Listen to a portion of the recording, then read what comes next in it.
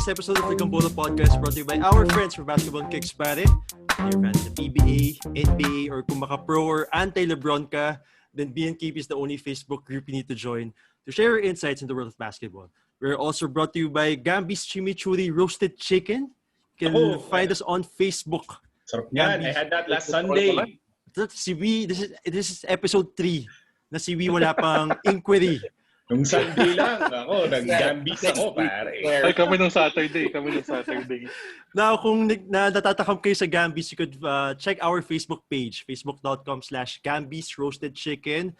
Let's start. Kakatapos lang ng Eastern Conference Finals, Miami and Boston. So this was yesterday, and it was a total domination of the Miami Heat over the Boston Celtics. I'd like to start with you, Wee.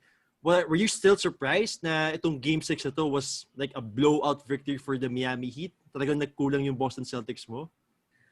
Well, if you look at the scores, the totality of the scores in 6 games, they're very close. So, kung titingnan mo, each game was very close. Game 6 was like, the Heat kind of carried themselves well already. They knew how to play against the Celtics. Yeah. But it was, going back from 3-1 is not an easy task.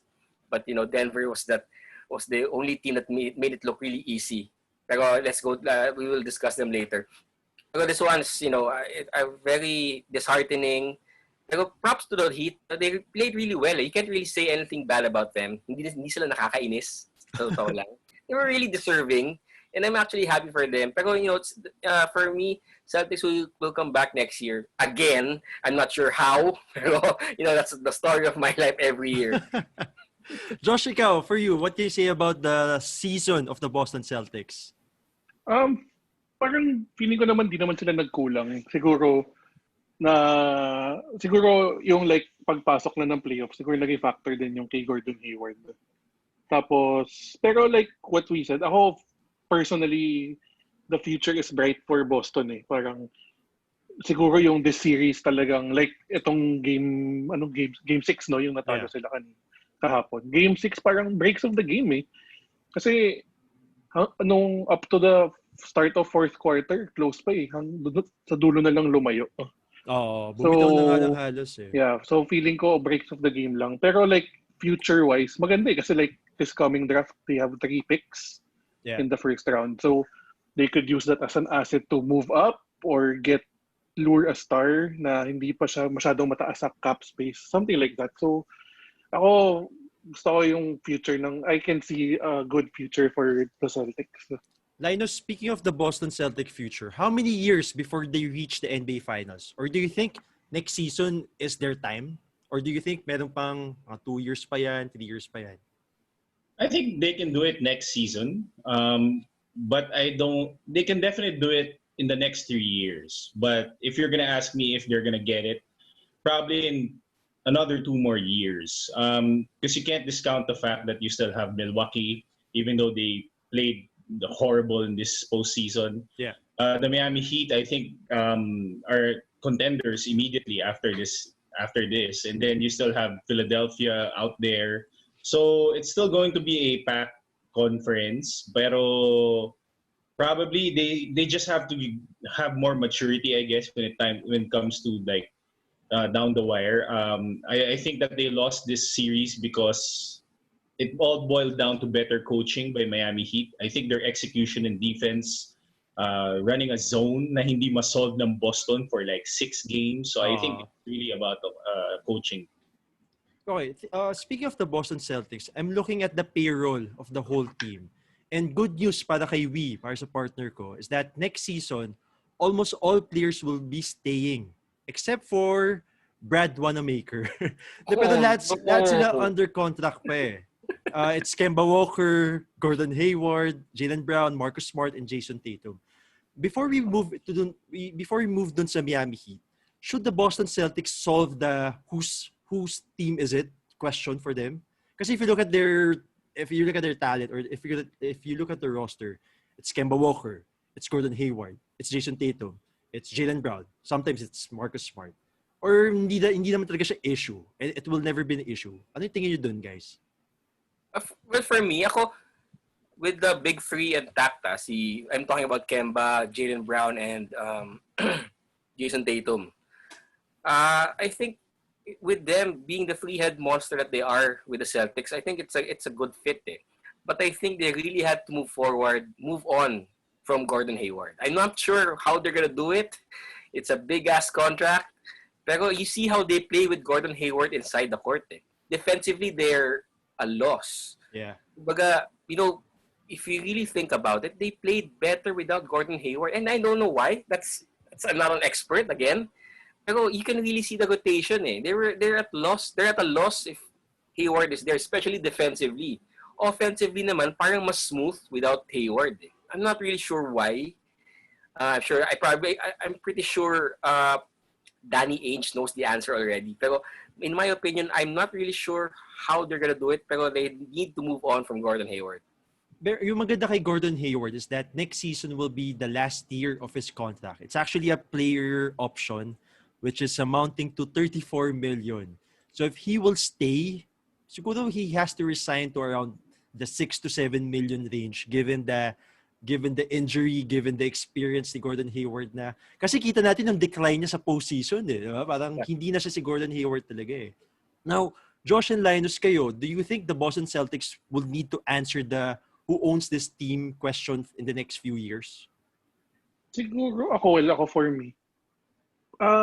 Possible. Siguro as of now, pwede mo masabi ang leader of this team si Kemba pa rin. Become dahil siya yung parang pinaka-veteran sa kanila. Pero Also. Pero in the long run, I think it will be like Jason Tatum's team. So I parang napapansin ko naman na hindi naman parang medyo na-accept na rin siguro ni Kemba yung role kasi wala naman ako nakikita parang sa mga media na nagreklamo siya na this is my team or whatever. So, I think, kailangan na mag-step up na si Tatum na pasabing, hindi naman kailangan sabihin, pero ma-prove na talagang it will be his team in the future.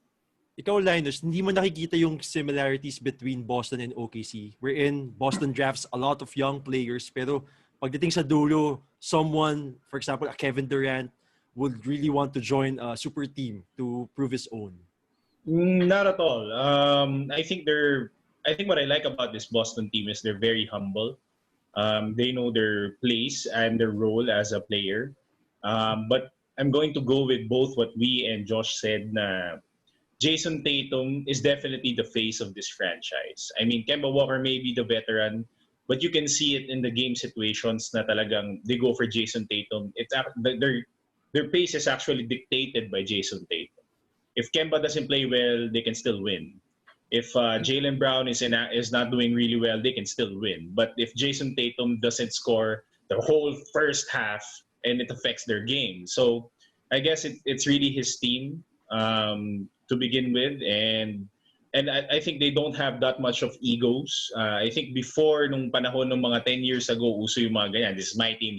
But I think now may brotherhood more sa NBA, and I think they can let it go. And let's face it, talagang I think they all recognize someone that Jason Tatum is a talent and he's still gonna be better at the age of 23. So I guess they're just giving him the leadership role as early as now, and eventually we're gonna see it for the next few years. Yeah, and I think aside kay Jason Tatum, I hope that Jaylen Brown continues to complement Jason Tatum. We haven't even talked about Jaylen Brown so much na kung titignan niyo yung buong series against the Miami Heat and even the previous series. Pag wala si Jason Tatum, si Jaylen Brown ang sumasalo . And the friendship and the relationship between those two on and off the court, I think, will be very pivotal na sana hindi maging Russell Westbrook, Kevin Durant drama anytime soon. Now let's talk about the winners naman, the Miami Heat. Sa tatlong teams na nag-trade or nagbitaw kay Jimmy Butler, sino yung nagsisisi ngayon? Philadelphia, Chicago Bulls, Minnesota Timberwolves. Wala. I don't think nagsisisi sila. Kasi it's not a good fit for them. For each team that Butler left. Everyone was happy for Jimmy actually na Jimmy found his home. So everyone, even before Jimmy joined the Heat, everyone was saying that he's the cancer of the locker room. And it's no secret. Everyone was really saying that. Yeah. Remember what we talked about some maybe 2 episodes ago or 3 episodes ago, Jimmy mocking the whole Timberwolves team, saying na you need me, you need me. Yeah. That's not the kind of leadership that you need with a team. Sa Philadelphia naman, it just wasn't a good fit also eh. I mean, they were really stacked, pero they were beaten by a Celtics team na sino all-star, si Al Horford. I think, Toronto team? No. 2 years before. Okay. Si Al Horford lang ata all-star nila that time. Pero natalo pa rin sila sa... I think they had Kyrie back then. Kyrie? Did they have Kyrie? No. Last year lang si Kyrie. Yeah. Yes, last year lang si Kyrie. So, di ba? Well, okay. I'm pretty mixing it up already. Pero my point was, they keep on losing to teams weaker than them. And talking about Philadelphia. Yeah. And Butler really destroyed that chemistry. Even to this year. I don't know. Feeling ko pati yung tandem ni Embiid and ni Simmons apektado na rin eh. We'll see. I don't know. Pero for me to say na Philadelphia and the Wolves are regretting the departure of Butler, I don't think so. They're probably just happy for him. Kayo, Josh and Linus, same sentiments kayo? Wala nagsisisi with any of the teams? Yeah. Same. I don't think they care. Kung pinaka-meron man lang, baka Chicago. Pero Exactly. masyado ng malayo yun. Yeah, I don't think they care. No, parang they're just on their own building their franchise. And, they know what Jimmy Butler is or what he did to their franchise. So they're parang, bahala ka dyan. Pero feeling ko may mga doubters pa rin na hindi mananalo yan. Parang ganun. Feeling ko may ganun pa rin sila. Rooting for him to lose or something. Ano ba? Pumasok na ba sa top 10 nyo si Jimmy Butler like for the best players right now? No. Di pa din? Oh? No. So, I mean, he works hard. He works hard. Yeah, let's give him that. Pero in terms of talent, I still think that the Miami Heat won because they played better as a team. Uh-huh. And you can argue that in Game 6, it was whole Bam Adebayo. Like, siya talaga yung he was bringing down the ball, played great defensively, but you can't discard the fact that their team has underrated players who are performing really well, like Goran Dragic. Parang he was already discarded. Then you got like Tyler Hero and then Duncan Robinson. So these guys are winning because they're playing as a team, but not really na binubuhat sila ni Jimmy Butler except for that first game. Yeah. So I don't think that. What's one thing that you guys like about the Miami Heat right now? I think I'm asking this question kasi nung pinapalit ko sila sa Game 6. So nakikita ko na lumalamang na sa Boston Celtics and pinaprepare ko na sarili ko na it's going to be a Lakers Heat matchup. And the one thing that I really love about the Miami Heat is I get very stacked roster eh. They don't have like the superstars, right? They don't have like the top 15, top 10 players in there in the league. Pero in their position, each position parang lahat sila merong what do you call this? May mga enough experience to prove to us na, okay, they could really go deep into the playoffs. They could really go deep into the finals. And that's the thing I like about the Miami Heat. Aside from that, is Coach Spo, na parang this is a good reminder for everyone that Spoelstra is really a great coach. Parang people always forget that the Miami Heat won the 2012-2013 because of Wade, Bosch, and LeBron James. And I think people are forgetting na si Spoelstra did a really great job combining all those ego, diba, to make it a championship winning team. Kaya nakakatuwa, no, na yung Miami are back in the finals after 6 years. And I'm actually rooting for them eh. So mamaya, i-discuss lang natin yun. Pero for you guys, mamaya, pag-usapan natin mamaya. What do you guys like about the Miami Heat naman? Like this whole Cinderella playoff run for them. Ako, grit. Talagang grit. They're not as talented as the Boston Celtics eh. I mean, on paper, you saw them, well, at least ako I didn't see the Heat beating the Celtics on paper and the momentum that the Celtics had beating Toronto in 7 beating games. everybody, like Milwaukee Bucks, di ba? Beating everybody. I mean, tayo nga, yung bracket natin, di ba? Parang we just, fast forwarded the whole session into Milwaukee winning everything in the East. So no one really expected the Heat winning this. And it's a good story also. But, if you really think about it, if you really, talk to the fans, a better story kasi is the Lakers winning the title. Kaya, but I'm still leaning on the side of the Miami Heat. I don't know. Let's see. There's just I don't know. Josh, ikaw, Okay. what do you like about Miami? Ako, like, what our group is called, I like their grind. Yung pag-grind nila up to the The NBA grind, Finals. boys. Tsaka yun nga yung parang feeling kong I was talking with my brother-in-law. Sabi ko nga, yun yung feeling ko naging advantage ng Miami as compared to Boston. Boston has a lot of like potential star players or may mga star players na like Kemba. Pero Miami played like a team, as in really a team. So parang yun yung naging advantage nila for me. Tsaka, ano pa ba? Yun. Yung as a team, gusto ko sila. Tapos, yun. Ikaw, Linus. Okay. Miami. Ako, I like their confidence. As a group, na parang nobody was rooting for the Miami Heat. I mean, pili ko lahat ng mga gumawa ng brackets, basag. Wala ni isang naglagay ng Miami Heat. But you can really tell when the way they play, talagang they're filled with confidence. Like Tyler Hero, playing so well in this series. Yung he brings down the ball, he takes a pull-up shot na not all rookies have the green light to do that. Okay, so and then Duncan Robinson, of course, an undrafted player. And then you got these other players who are stepping up and playing like superstars. If you can argue.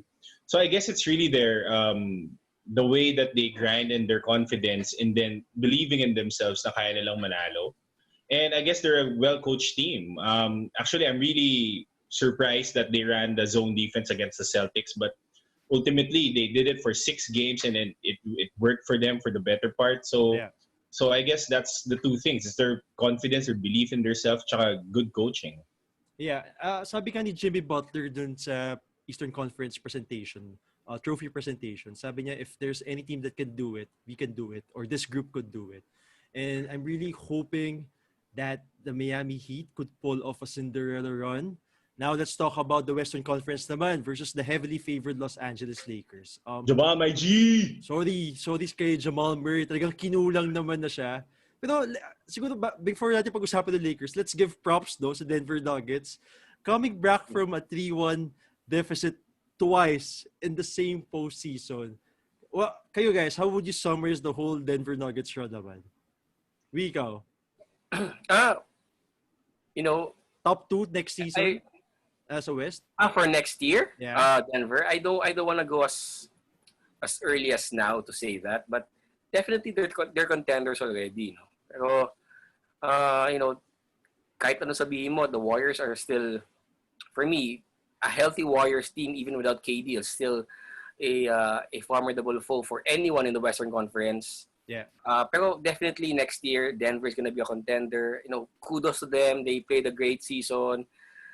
Isa pa yun, like the Miami Heat, no one really counted on them to make it this far. And unfortunately for them, and Jamal Murray, your G, Linus. Pero wala, kinulang eh.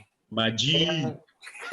Wala eh. Jordan yun, pare. Jordan layup niya. Solid eh. Oh, ganda. Jordan-esque yun. He was also injured at the same time eh. So, you can't make that excuse for the Denver Nuggets. Talagang they were really outclassed by the Lakers. I was actually rooting for, I know it's no secret, I was rooting for the Denver Nuggets. Pero wala akong ganun talaga. Josh and Linus. Josh, where do you rank the Denver Nuggets next year? So Western Conference with the return of the Golden State and the Clippers and everything. Ako, I wouldn't be surprised if they rank second nga. Actually, ang other than the Warriors being healthy, Yeah. ang crucial na lang dyan, stopping them from being number 2 is kung maaayos ba ng situation ng Clippers yung lineup nila. Yun na lang for me. So kung hindi pa rin nila masolve kung anong problema nung chemistry nila, ng lineup nila, ng coaching staff nila, I can see Denver being number 2. I wouldn't be surprised pag nag-number 1 nga sila sa first seed next year. Yeah. Linus, ikaw, do you think may kulang pa sa Denver Nuggets or kaya ng group na to? Same core to win a title? I think may kulang pa. They need a better offensive threat. Actually, I think dun sila kinulang sa Lakers.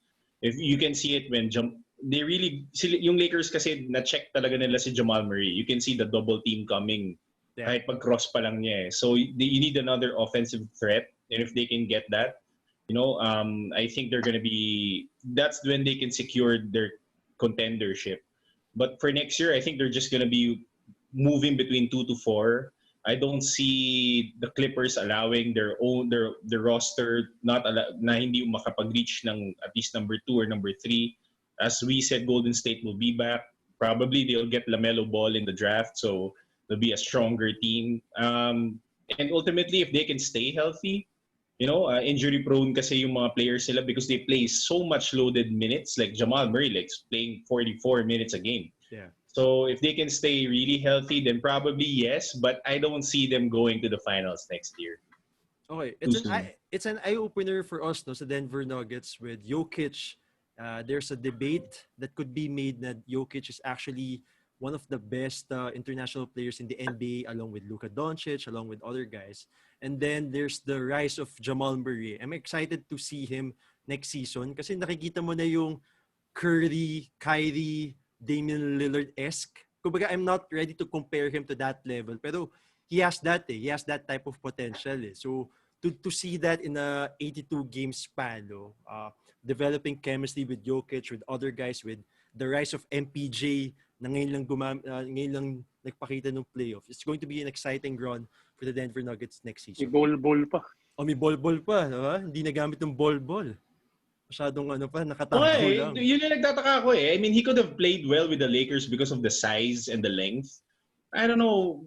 I Sometimes guess the coaches tatalunin siya sa kasi... speed eh. Tatalunin siya sa speed, I think. Yeah, probably against I don't know, a JaVale McGee or a Dwight Howard. Siguro kay Dwight Howard. Pero he could have played, I think his length would have affected at least that Miles Leonard meltdown dun sa game winner ni what do you call this, the AD. Sorry, Miles Plumlee pala. Meltdown against that game winner ni AD. So sayang, he was a talent. I think his length could have been there, but probably for next year mas okay siya. Okay, let's talk about Wee's favorite player, LeBron James and the Lakers. The Lakers are 12 and 3 sila. They only lost 3 games during the postseason. Is this the Lakers' title to lose for you guys? No chance ba ang Miami dito? I can't give the Miami Heat a chance. I don't know. I mean, you saw how the Lakers played. Gentlemen sweep every series 4-1. So it's hard to go against them right now. And LeBron is playing out of his mind. And I think AD's leading the team in scoring pa. I mean, in spite of, LeBron leading them, may leader pa sila sa scoring, which is AD. I think they both are averaging 26, 27 respectively. Yeah. I mean, who the hell does that? Sino? Yung Golden State nga, parang 23, 19, and 17 lang usually yung big three nila eh. Yeah. Ito, dalawang 27. I don't know. Josh, it's just a matter of... It's just a matter of knowing. It's just a matter of knowing kung ano magiging series eh. 4-1, 4-2. I'm giving it a 4-1 again. Come on. 4-1. 4-2 na, 4-2. I hope I'm wrong. Para manalo ako sa bracket, 4-2. Josh is saying 4-2. Josh, anong gusto mo sa Lakers or wala? No chances with the Miami Heat ba? Actually, yung tanong mo kanina, if it's the Lakers championship to lose, honestly, gusto ko sabihin yes. Pero I wouldn't count out the Miami Heat kasi dahil ko sinasabi, nakakatakot. Kasi for some reason, nagpa-flashback sa akin ng 2004. Yeah. Yung Lakers Pistons. So, I wouldn't count them out kasi di mo masabi yun. Isipin mo, 2004 with a lot of playoff experience, finals experience against a young Detroit Pistons team. Bigla silang na gentleman sweep. So, ayoko i-jinx. So, natatakot ako for Miami. Pero syempre, lang tayo. Jinx mo na lang kaya? Jinx mo na lang. Wag. Ayun. Ako, I can see naman the Lakers still winning. Pero, I wouldn't count them out na it will be like a sweep. I can see it like 6 games. Linus, are you confident to bet your house and lot or condo on the Lakers winning the title? Nope. I'm not. I'm gonna make a guarantee prediction. Miami Heat's gonna win the first game. Okay. Akala ko, pambihira. The first Puta. game. Excited lang ako marinig eh. Okay. I'm gonna make a guarantee prediction. Miami's gonna win the first game. Okay. Pwedeng by 9 points. Something like that. I don't know. Di ko alam kung ano yung odds, but I think it's gonna go down the wire. Probably a game 7, game 6 at least. But I have the Heat winning because I think they're The game 1, The game 1. The game 1 is a guarantee, okay? But for the whole series, I'm betting the Heat to win. Okay. Better. I'd say better defensive team. Actually, you got one of the best defenders in the Lakers, AD, right? Yeah. But I think as a team, defensive rating wise, I think Miami is better. I'm just not sure if they're still gonna run the zone kasi the zone easily collapses pag may mga big men. So, but if you look at player by player matchups, you got every person in the Heat uniform can guard every Laker. And I'm seeing that they're gonna utilize deep in their bench sila Kelly Olynyk, sila Miles Leonard to match up with the big. So I think defensively they're better, and I think what's gonna win for the Heat is their speed. And for the Lakers, probably the only thing that I could see as if they play the same way with LeBron leading them. We always talk about, let's say, like it's AD's show. Yeah, no, it's not AD's show. It's LeBron's show. So if he plays really well, then I guess he's the X factor. I mean, I think AD is one of the best players that LeBron had in a long time. Probably after Dwayne Wade. So I guess it's really a good, pero you can say na tumanda na si LeBron. So yeah, but this is Lakers to lose if ever they lose. Okay, I'm going to ask you guys, sa bookies, ilang percent lang ang binibigay nila yung chance ng Miami to win the title versus the Lakers? What's your guess? 12%? Okay, we goes 12%.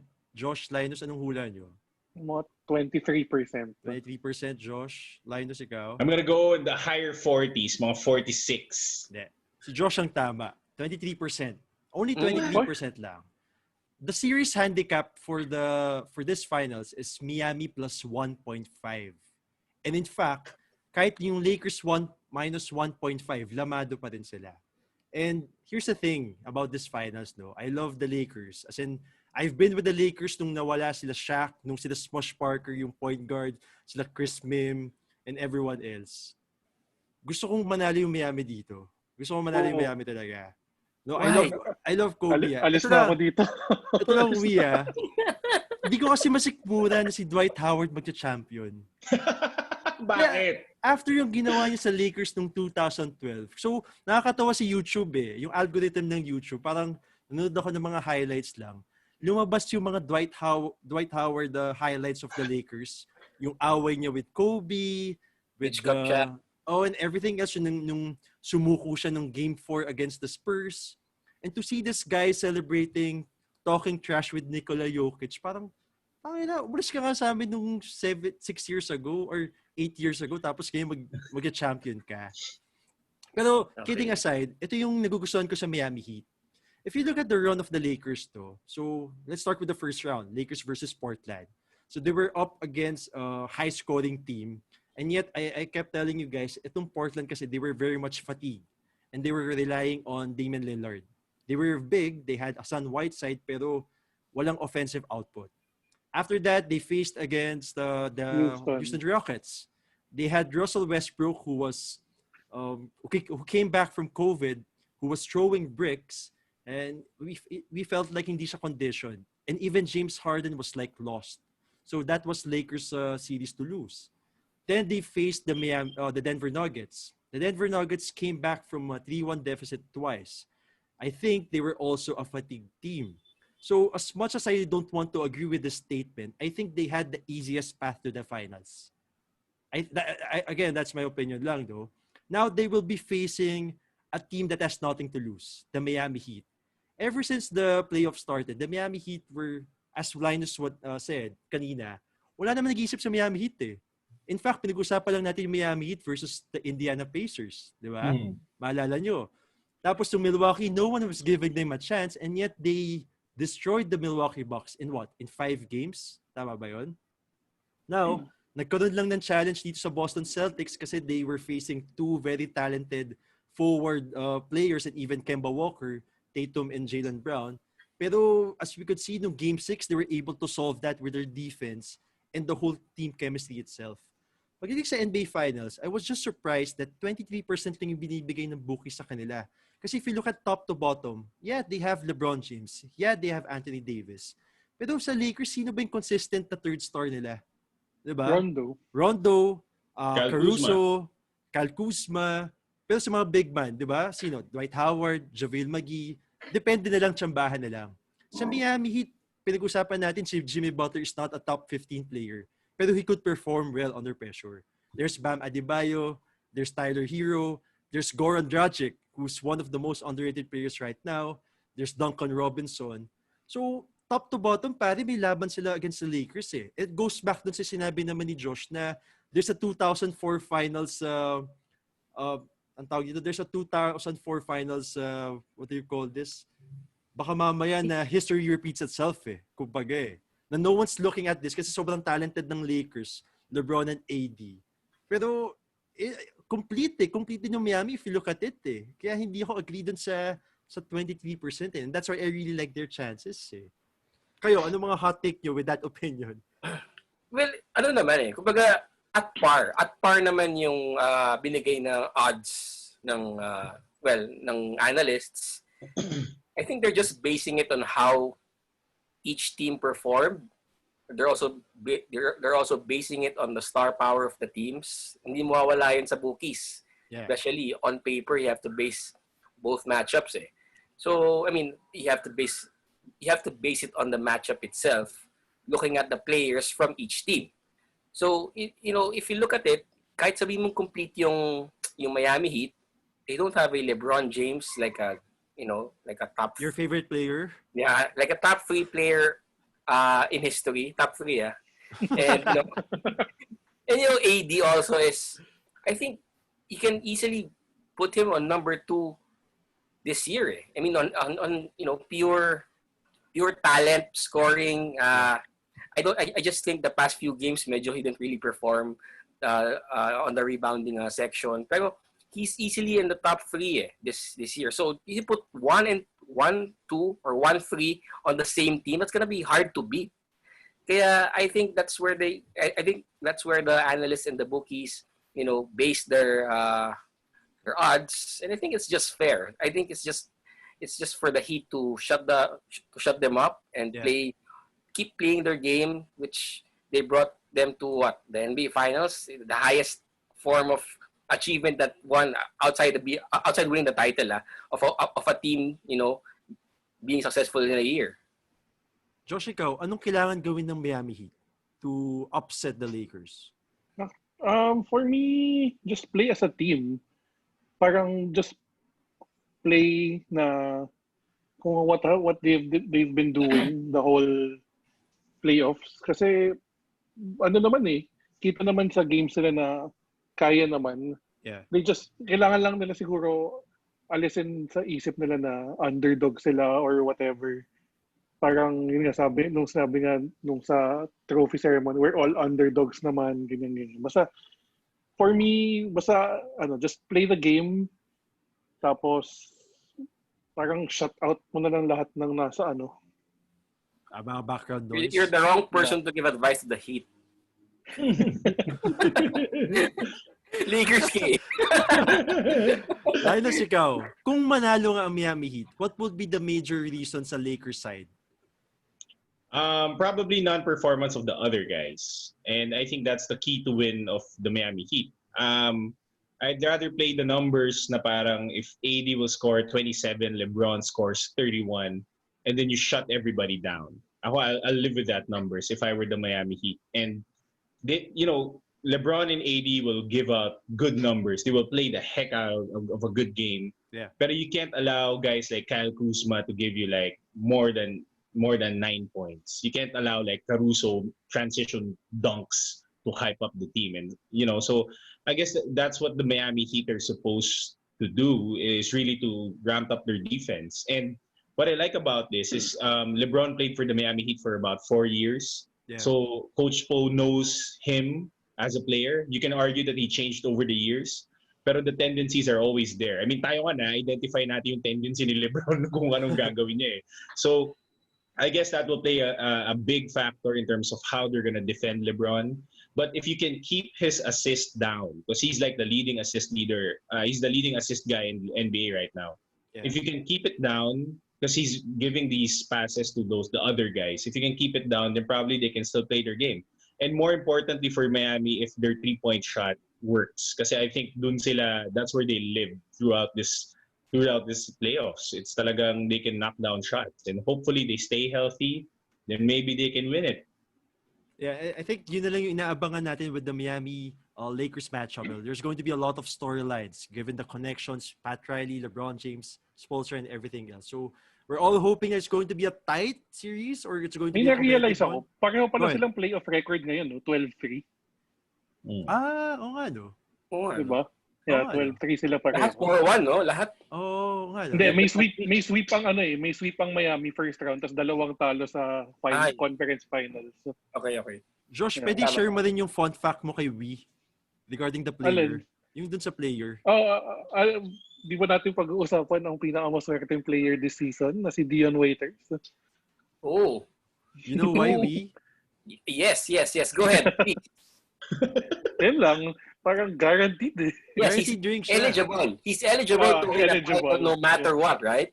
Swerte, no?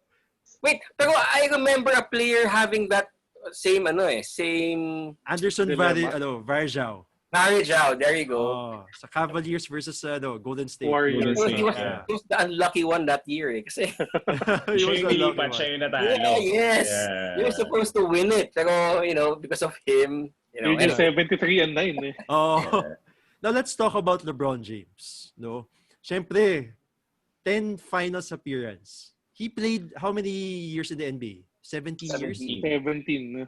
10 years pare, out of 17 years sa NBA Finals ka. And I'm bringing this topic up because, of course, when the Lakers won the Western Conference Finals, people are again bombarding the group and the Facebook feed and everything else about opening the greatest of all time discussions. Now, before I share my Tinitignan ko si opinion, Wee. bago ko get si Shaking Wee, his head. umpisa ba tayo kay Linus? Should we open the GOAT discussion considering the accomplishments of LeBron James? My boy! No. Not even close. Go ahead. Actually, here's where you're gonna look at it. At his age, what was Jordan doing? I think he was winning his fifth championship? Sixth championship. There you go. But during that time, you never said that. For example, you analyzed the whole Chicago Bulls team. You wouldn't say na parang, the Bulls will win if Scottie Pippen plays well or it's his team already. You don't talk about that. Unlike here when you say about the Lakers, mananalo lang Lakers if AD plays well. That never happened in the Jordan discussion. It's always about how Michael Jordan will play. Okay? If he's gonna carry, he's gonna win, he's gonna do it. So the mere fact that we're discussing that about LeBron James is a reason why he can't be the GOAT. That's why you're the GOAT. There's no one else. Okay? And then next to that, I defined the best players with how much wins they got, and I think that Jordan is just a better winner. So MJ, no point in discussing. All day. Wait lang. Guaranteed. Wait lang. Huwag mo na all day. Josh, ikaw, what are your thoughts about the whole GOAT debate? Actually, wala akong masyadong comment sa ganyan eh. Pero, sige, mag-champion sa Lakers, magbubukas ako ng konting bintana dito. Kahit konti lang. Pero other than that, no comment muna ako dyan. Okay, fair enough. Eto na. Inaabangan ko yung Wee, nakainom ko ba ng tubig?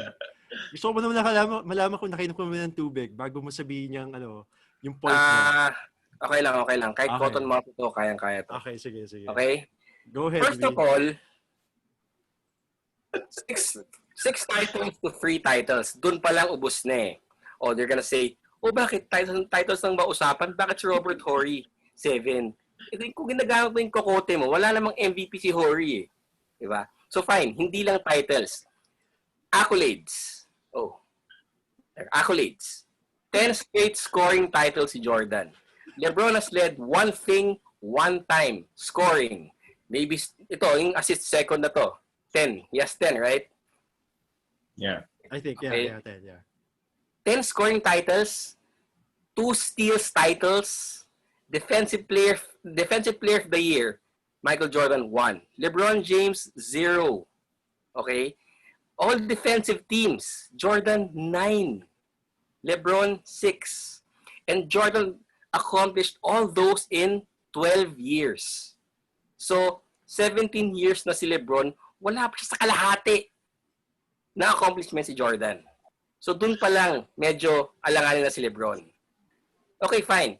10th finals appearance in 17 years. Okay, so how many did he win? 3. Oh. So, you can have that argument that he's the second or he's the greatest second runner-up or first runner-up of all time. Pwede yun. Pero greatest of all time, paano mo lang sinabi, uy, may 10 test ako, pero 3 lang napas ako. Ako pinakamagandang estudyante. Paano mo sinabing ganun eh? Pwede ba yun? Di ba? Jordan, 6 out of 6. Tinignan na yung 6. So yung 10, pang second ka lang. Paano magiging greatest of all time? Doon pa lang eh. Ang dami kong pwedeng iba to. Guys, I don't think there's enough time. Yeah, parang binabasa mo yung resume ni Jordan dyan sa mo eh. Wala. Wala. Okay, nasa utak ka lang. Sige. Okay, ito muna. Okay. Here's the case for LeBron's GOAT discussion. Again, No. case lang. No, wait lang. I'm shutting you out there, brother. Wait no. lang. Case. Here's the case. Kumbaga, kung ako yung prosecution team, diba? Kaya may isang civil lawsuit or may lawsuit, basta may kasuhan na nangyayari. Okay? So, ito yung Jordan Council, ito yung LeBron James Council. I'm not saying na I'm part of the LeBron Council, but I could see the case lang. Okay? Being the jury, for example. Here's the case.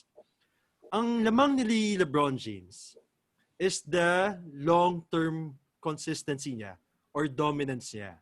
Again, we are talking about 10 finals appearance out of 17 years. Pare, 10 out of 17. Anong quick math yun? Ilang percent yun? 10 divided by 17. 60% halos. Round up. 60% 59. this time. You can't be dominant if you didn't win it all. Wait lang, Linus. Wait lang. Ito yung mahirap eh. Podcast to eh. Siyempre madaming nakikinig ng mga pro Lebron. No? I have to be their counsel. Okay, No! so 10 out of 17. Ito yung second argument, Linus. He has appeared in 10 finals appearance in the history of the game na kung saan na madaming talented players ngayon. We have Stephen Curry, Kevin Durant, Tim Duncan, Kobe Bryant, and all these other superstars na pagdaanan ni LeBron James yun. And yet, he faced all of those players. Again, 10 out of 17, right? And didn't win. Wait lang. Kasi nga talented eh. Okay. Mumute ko na muna ko. Sige.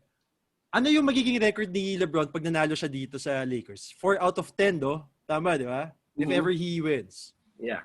Did you know dun sa 10 straight finals appearance niya, ilang beses siyang dehado sa pustahan, sa bookies?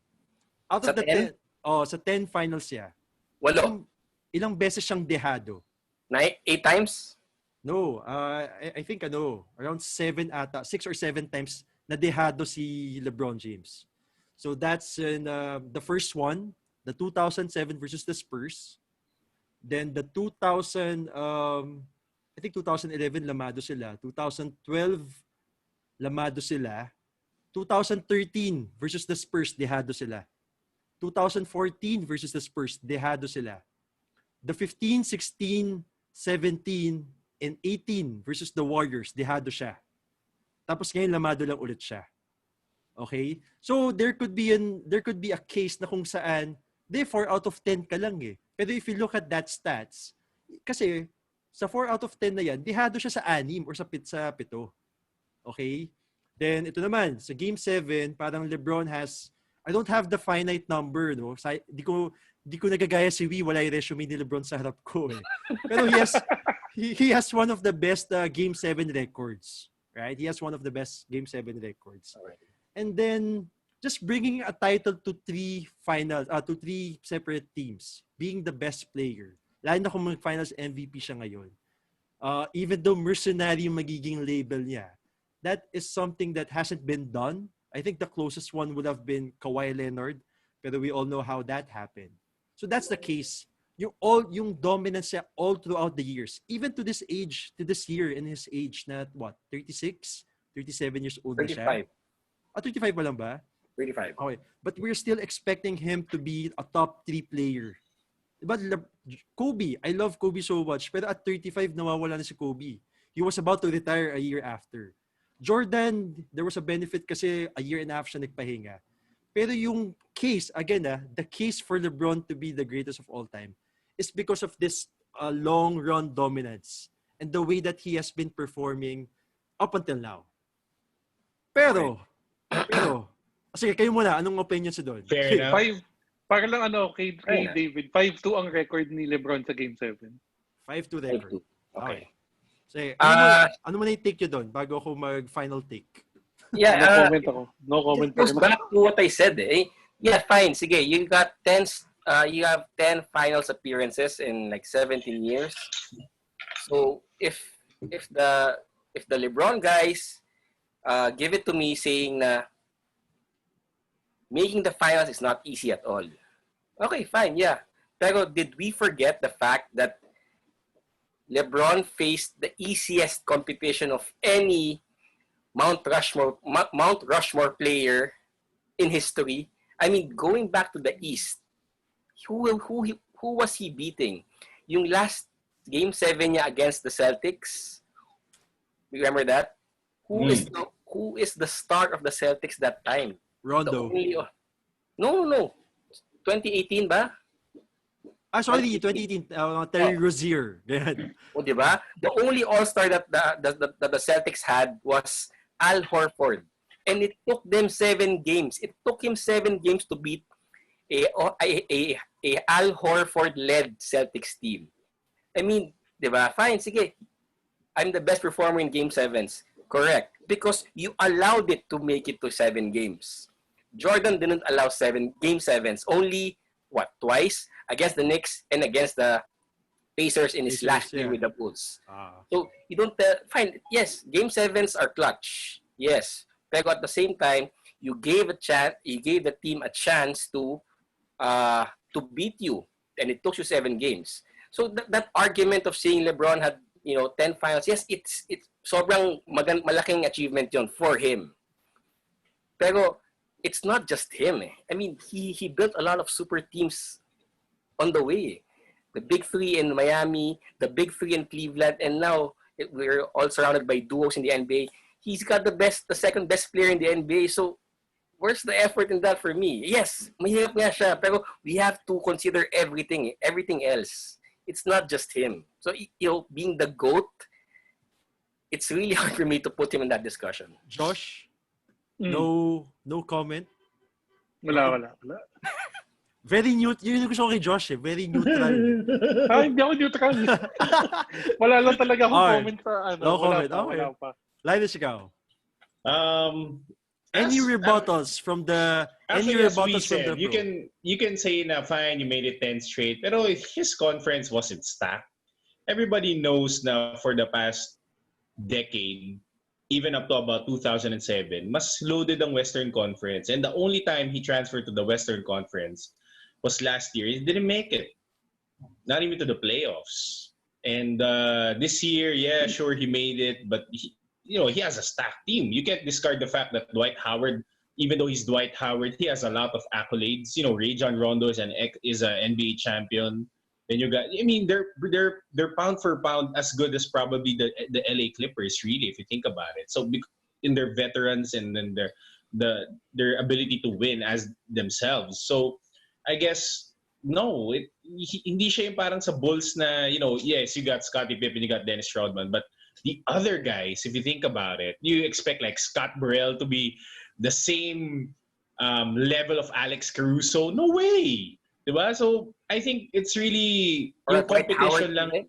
Di Yeah, ba? Dwight Howard. I mean, sinong backup center ng Chicago Bulls back then? Bill Bill Wellington. Wellington. Bill So, Wellington. I mean, do you compare that to a Dwight Howard na, I mean, Bill Wellington looks like parang siya yung manginginom sa bar eh. Parang ganun yung itsura niya eh. So, if you think about it, it's really different. And LeBron probably just has I'd like to say it, a weaker conference for him to really make it there. But if he played in the West, I don't think he's gonna make it 10 straight or 10, at least 10 in the 17 times. But during the time of Jordan, yung Eastern Conference, yung Was the malakas harder doon. one. Yeah, it's a stronger one. You got the Miami Heat was good, the New York Knicks, the Indiana Pacers, and the Detroit list just Pistons, goes out. So that the Pistons, yeah, Boston Celtics. na he wasn't even able to surpass early in his career, di ba? Because of the Jordan rules. And you can argue that even during that time, it was even tougher for players to really perform because if si LeBron lagay mo sa era na yon, na saksak siya ng saksak, pare tirahin siya ni Lambeer, will kick his ass. So it's really, to me, it's just different competition. That's why he got there. But I don't discard, no disrespect to LeBron or anything, but he's a great player, easily, as you said, top 3. But we're talking about the GOAT, so I don't think he's up there in that discussion. Okay. So kanina I was presenting the LeBron case. Again, I was just presenting lang. Kumbaga may kaso eh. Kumbaga may kaso. Jury ako. Gusto ko lang mapakinggan yung LeBron case. And I was the one presenting them. Pero kung ako yung lawyer ng LeBron case, ito sasabihin ko, mag-plead na tayo ng guilty. Jordan na tayo. Doon na tayo. Okay, here's my closing argument though.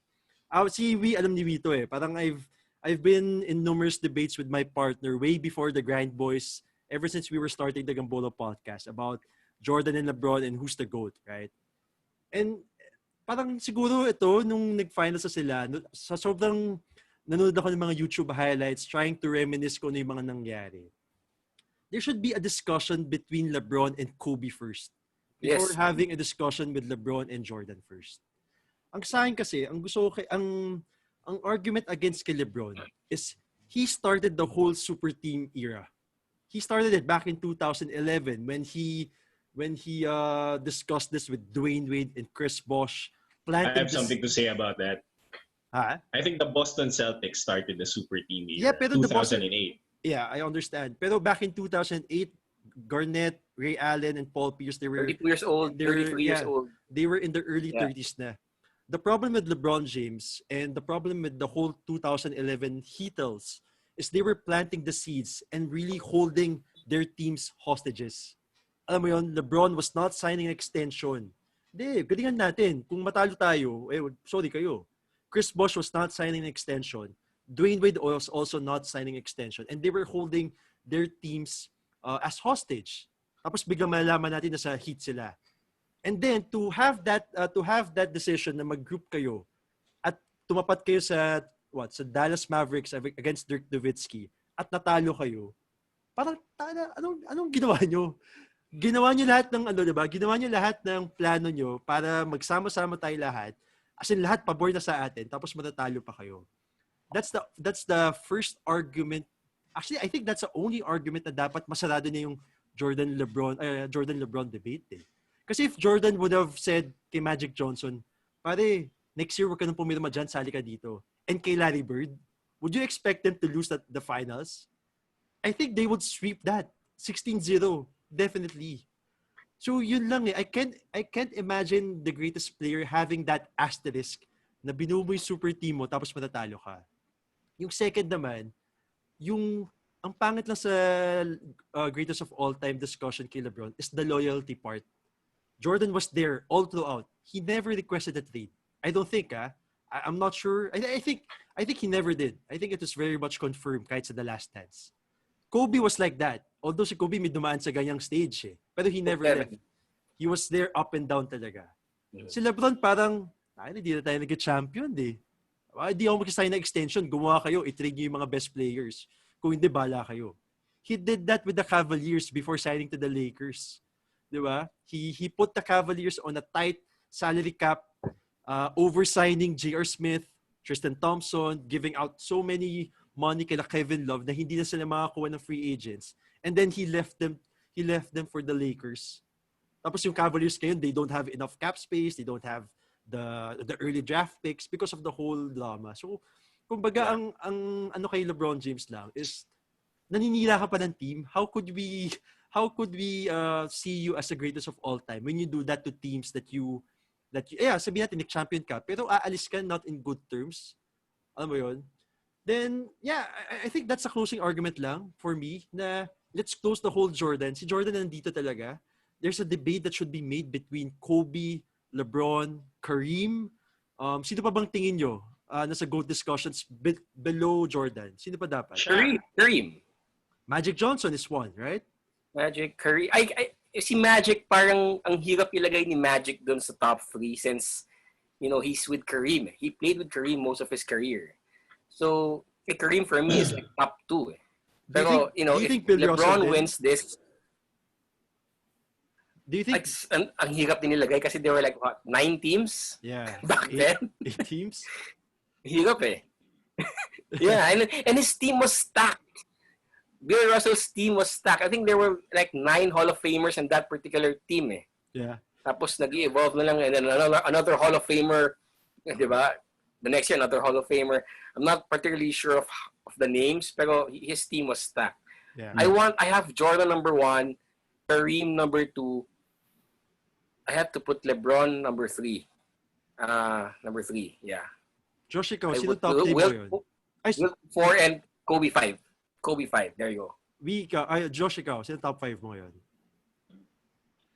Siguro I'll put Jordan at 1, LeBron at 2, Kobe at 3. 4 and 5, mix na lang. Oh, hindi. Yeah. Linus, ikaw? Jordan at 1, Magic at 2, Larry at 3, Larry Bird 3. Ako naman, Jordan, Kobe, LeBron, Kareem, and I think Magic. Yeah, pero this was really nice, itong GOAT discussion. Actually, humaba yung podcast natin because of this. But yeah, I think we can all agree that we should close it. We're not denying LeBron's greatness though. We are so much. No. Oh, we are for the fans. No, we're not. We would never. Absolutely not. Yeah.